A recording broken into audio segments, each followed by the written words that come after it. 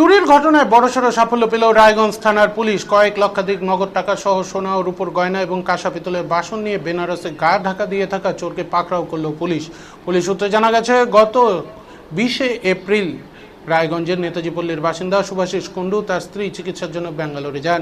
এরপর চলতি মাসের 18 তারিখ ফিরে এসে দেখেন তার বাড়িতে হাত সাফাই সেরেছে চোরেরা। নগদ প্রায় 5,85,000 টাকা ও সোনার উপর অলংকার সব খোয়া গেছে। ওই দিনে রায়গঞ্জ থানায় লিখিত অভিযোগ দায়ের হলে পুলিশ বিশেষ তদন্তকারী দল তদন্তে নেমে বেনারসে চোরদের আত্মগোপন করে থাকার খোঁজ পায়। এরপর রায়গঞ্জের শক্তিনগরের বাসিন্দা অর্জুন পাসওয়ান ওরফে মান্নুকে বেনারস থেকে গ্রেপ্তার করে ট্রানজিট রিমান্ডে রায়গঞ্জে নিয়ে আসে পুলিশ। তাকে জিজ্ঞাসাবাদ করে সুভাষগঞ্জের অলংকার ব্যবসায়ী তপন দে নামে আরও এক ব্যক্তিকে গ্রেপ্তার করে পুলিশ।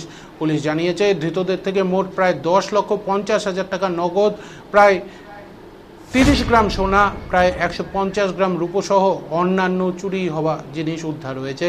সোমবার ধৃতদের হেফাজতে চেয়ে রায়গঞ্জ আদালতে পাঠায় পুলিশ।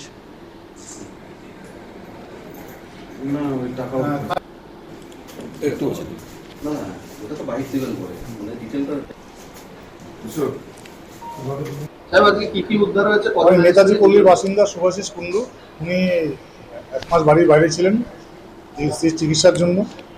তো 18/5 তারিখে ফিরে এসে উনি দেখেন উনি বাড়ির দরজা ভাঙা, 5,85,000 সোনা, বাসনপত্র এবং অন্যান্য জিনিসপত্র চুরি হয়েছে। তারপর আমাদের এসপি সাহেবের নির্দেশে একটি টিম গঠন হয় এবং সেই টিম তারপরে আমরা সার্চ করে সোর্স লাগিয়ে উত্তরপ্রদেশের বেনারসে ওখানে এখান থেকে চুরি করে পালিয়ে গিয়েছিল অর্জুন এলাস মান্নু পাসওয়ান, শক্তিনগরের বাসিন্দা। তাকে সেখানে আমাদের তদন্ত করে অফিসার প্রবীর ঘোষ অ্যারেস্ট করেন এবং তাকে তল্লাশি চালিয়েছে। গোপন আস্তানা থেকে 10,50,000 টাকা উদ্ধার করা হয়। তাকে ট্রানজিট রিমান্ডে নিয়ে আসা হয়। নিয়ে আসার পর তাকে জিজ্ঞাসাবাদ করে সুভাষগঞ্জ এলাকার সোনা ব্যবসায়ী তপন দে, তিনি কিছু সোনা কিনেছিলেন। সেই সোনা 30 গ্রামের মতো সোনা গলিয়ে ফেলেছিলেন এবং রূপোর পাট গলিয়ে সেটা উদ্ধার করা হয় এবং মান্নু পাসওয়ানের বাড়ি থেকে মিক্সিং মেশিনও উদ্ধার করা হয় এবং কোর্টে গতকাল সন্ধ্যায়। কি উদ্ধার হয়?